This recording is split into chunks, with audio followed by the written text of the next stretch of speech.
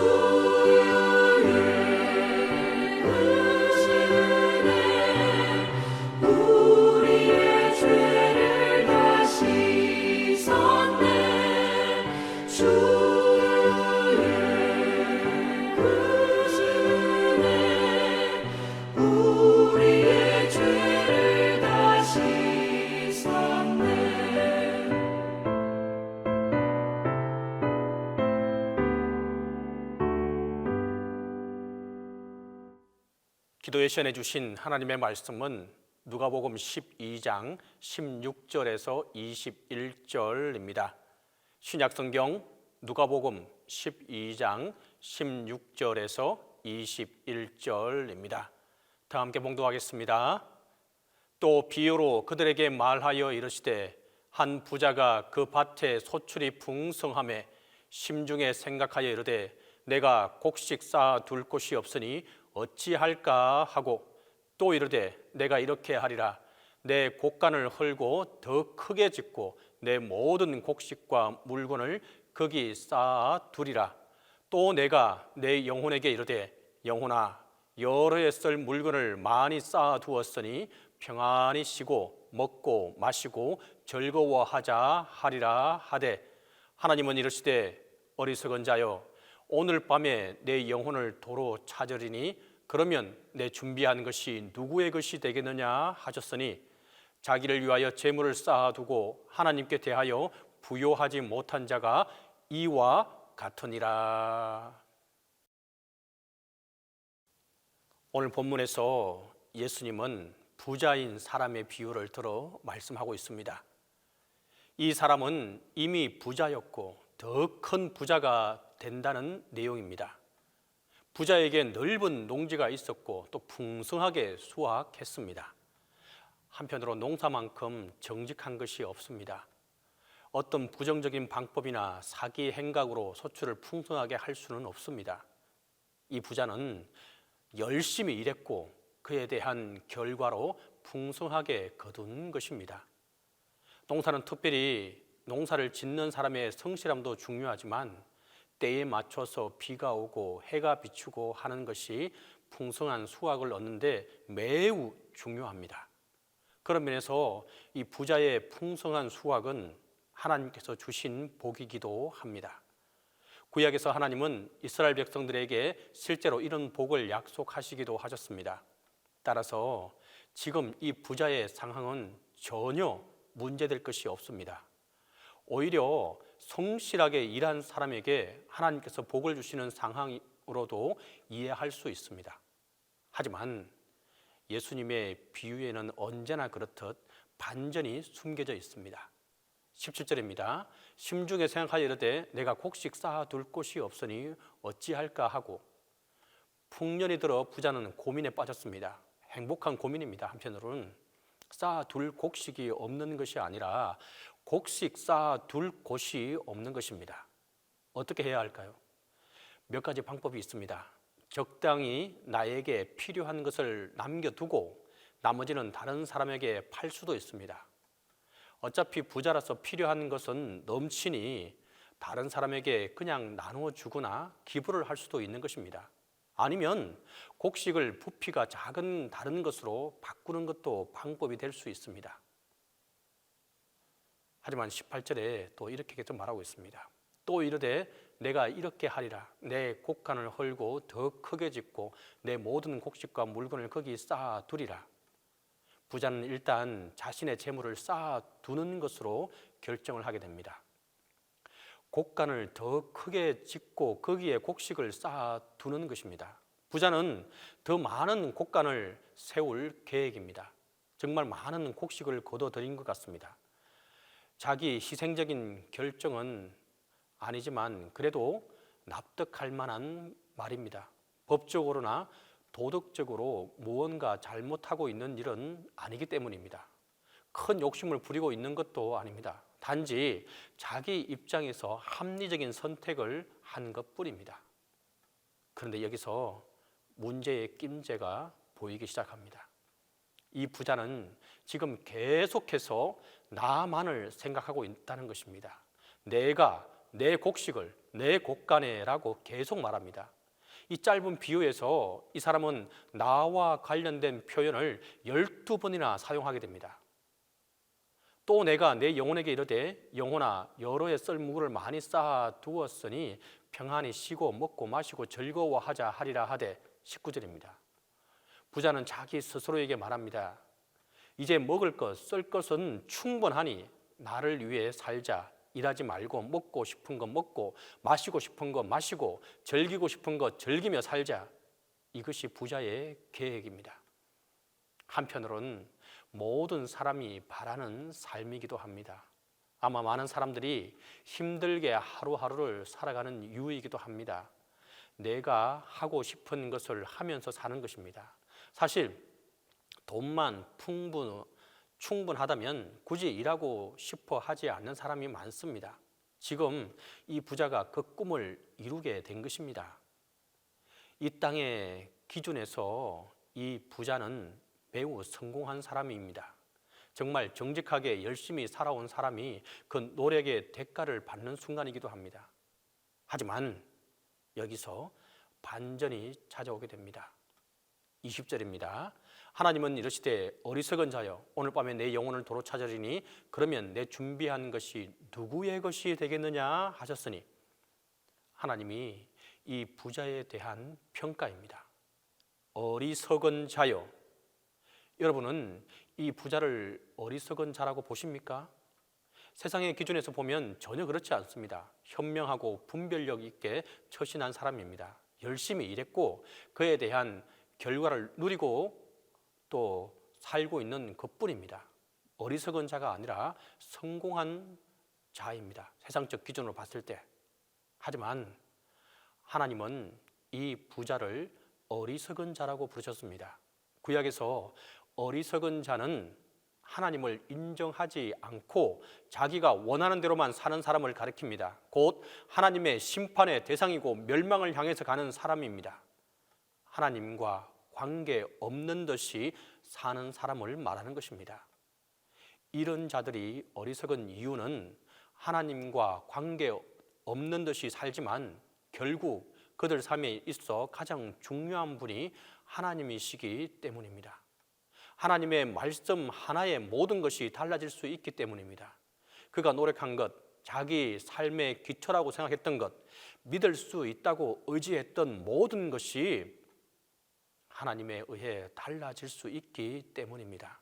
하지만 이것을 이 사람은 모르고 있다는 것입니다. 그 생명조차도 하나님께서 찾으시면 끝이 나는 것이 우리 인생이기 때문입니다. 여기 부자는 앞에서 언급한 것처럼 그 생각의 중심에 내가 있고 내가 살고 있는 이 땅에 있습니다. 하나님이 없고 하나님께서 가진 자에게 원하시는 것이 무엇인지에 대한 관심이 없습니다. 그래서 그는 이 땅에서의 삶이 영원할 것처럼 생각하게 됩니다. 영원할 것이라고 생각하지는 않더라도 금방 끝날 수 있다는 생각을 하지 않고 있다는 것입니다.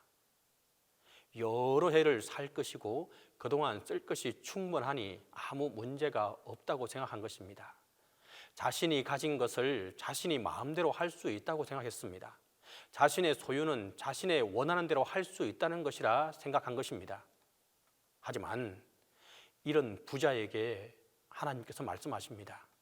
오늘 밤에 내 영혼을 도로 찾으리니 그러면 내가 준비한 것이 누구의 것이 되겠느냐?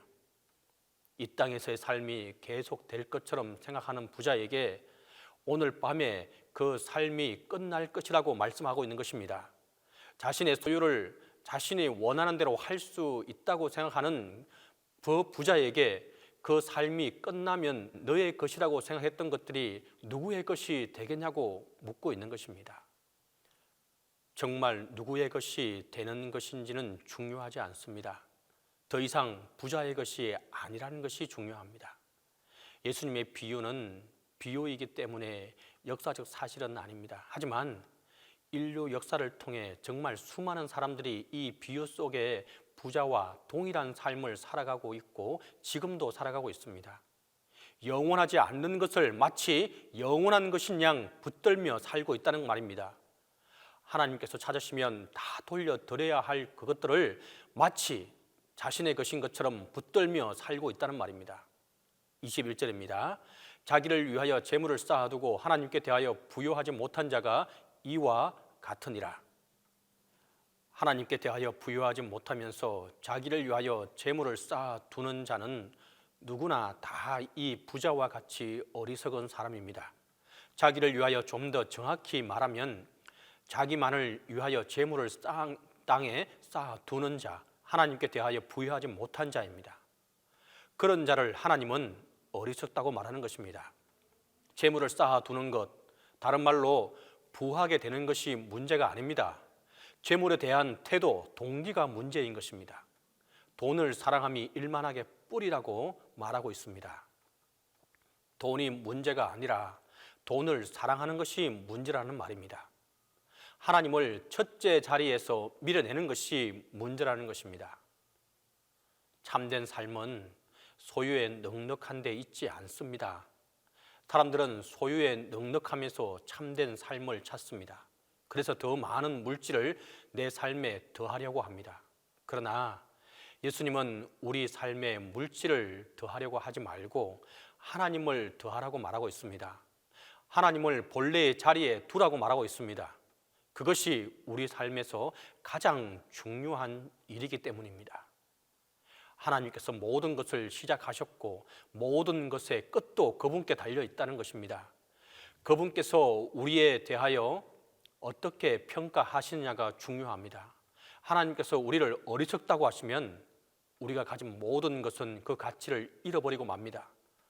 우리가 그런 자들로 나타나지 않기를 바랍니다. 우리의 삶은 소유의 넉넉함에 달려 있는 것이 아니라 하나님과의 관계에 달려 있습니다. 그분이 가장 풍요롭고 부유하신 분이기 때문입니다. 우리는 그분의 가치를 보아야 합니다. 보이는 것이 아니라 보이지 않는 하나님의 가치를 발견할 수 있기를 바랍니다. 하나님이 얼마나 가치 있고 풍요로운 분인지 계속해서 볼 수 있게 해달라고 기도하는 자에게, 그리고 그분의 뜻을 알기 위해 노력하고 바르게 행하는 자에게 하나님의 참된 부요함이, 하나님의 넘치는 은혜가 함께하게 될 것입니다. 기도하겠습니다.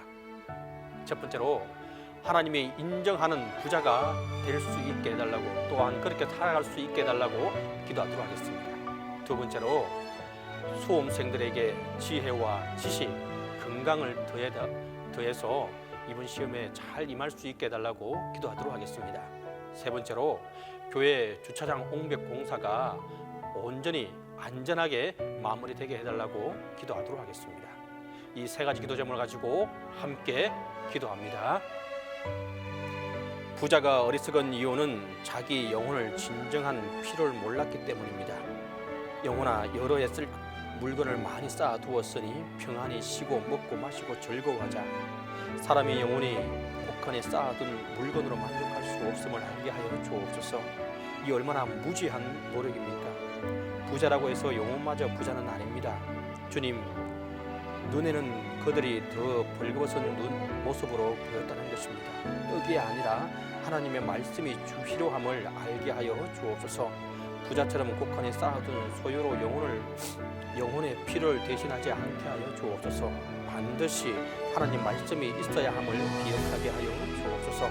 지금도 돈이 없어서가 아니라 말씀이 빈곤해서 시들어갑니다. 어리석은 부자처럼 착각하지 말게 하시고 재물보다는 주님의 은혜와 말씀을 구하는 저희들 되게 하여 주옵소서. 그게 영혼의 평안함을 위한 비결인 것을 알게 하여 주옵소서. 그리하여 하나님이 인정하는 참된 부자의 삶을 살아가게 하여 주옵소서.